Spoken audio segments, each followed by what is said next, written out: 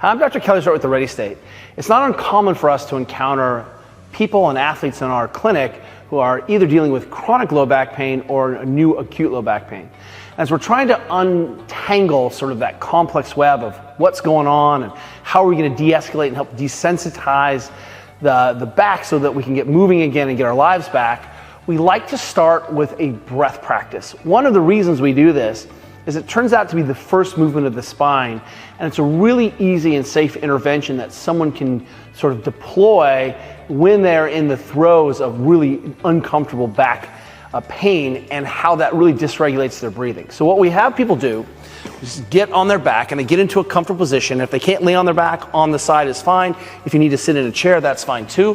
Whatever is working for you to find a comfortable position. We'll often find that this hook-lying position with the knees up takes a lot of strain out of the low back. The feet could even be up on a chair, whatever is a good, safe position.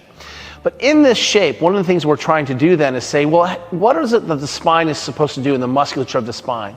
So in movement, of course, it's supposed to rotate and flex and stabilize and do all the wonderful things that all the spinal musculature does.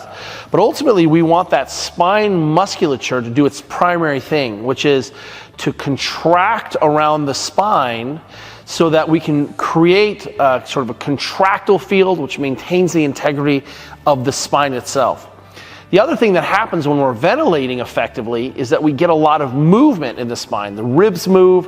When we breathe in, we drop into a little bit of extension. When we breathe out, we drop into a flexion. So there's a lot of movement happening in the spine that's attached to this breathing mechanism. Lastly is that diaphragm, actually the psoas runs through the diaphragm. The psoas is the sort of quadriceps of the spine, and we like to try to dissociate our breathing from the mechanics of the spine, the big movers of the spine. And when we're breathing effectively, it also is a really great way to help move congestion and help kind of bring the garbage out and bring the groceries in, because it's that pumping and bellowing of the trunk that helps to drive that lymphatic system of the trunk. So one of the things we'll do is we'll just say, hey, put your hands on your stomach and take the biggest breath in you can through your belly. And because I don't have to stabilize or do anything with my spine, I can really stick my belly out and then let go like a light switch. I'm trying to teach the spine that moving quickly, or teach the brain that when the spine moves quickly, that's safe. But if you have to breathe out slowly, that's okay. We're going to try then to expand laterally into the ribs. I need to be able to breathe through the diaphragm, right? And that's one of the easiest ways back into signaling to the brain everything's safe, this big parasympathetic, non-fight or flight response. I'm trying to break that thing that's happening, the alarm that's in my brain. So I take these breaths into the side of my ribs as well. So I can expand laterally. And again, I start to move through the trunk. I'm starting to extend. I'm playing around with the limits of that air, and I'm going to let it go and see if I can relax. Can I turn off?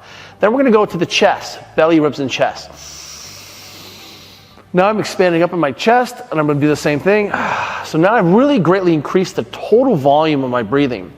Lastly, because I need to move in a 360, I want to see if I can get the belly, ribs, and chest going and pushing into somehow into the table or into the floor. So now I feel a little bit of pressure in the back. Let it go. And what we do is we're going to do 2 minutes of that focused breathing, and we're not going to hang out the top, we're not going to hang out the bottom. We're going to signal to the brain that a lot of this cyclic, repetitive, rhythmic breathing is safe and non-threatening. And what's going to happen is I'm going to start to put in a lot of inputs into the brain where we're getting a lot of movement, and my brain is not experiencing necessarily debilitating pain in this position.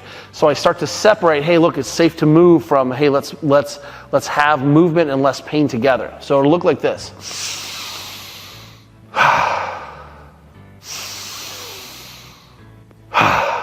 And the only goal is to get more air in on the next breath.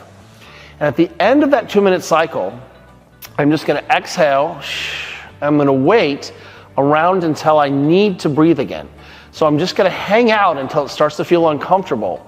That might be 10 seconds, that might be 30 seconds, that might be a minute. But the idea is we're trying to now see if we can rejigger the brainstem a little bit to be comfortable with higher circulating CO2 levels. It's one of the ways we can really help the brain sort of recalibrate what's going on. When I'm engaged in a lot of back pain, I do a lot of shallow breathing. which tends to drop CO2 levels. That's problematic for two reasons. Number one, it makes me feel twitchy when that CO2 is high. And number two, one of the things that happens is that I'm not able to get all the oxygen I want off of the hemoglobin when the CO2 levels are low. So by practicing a breath hold on an exhale, and just waiting around, what will end up happening is that I have lots of oxygen in my system, the CO2 is going to start to climb again, and then I'm going to fight just for a second, and when I need to breathe again, I'm going to go right back into another breath cycle where I practice getting as much motion safely in the ranges that don't hurt as I can for 2 minutes, focusing on breathing,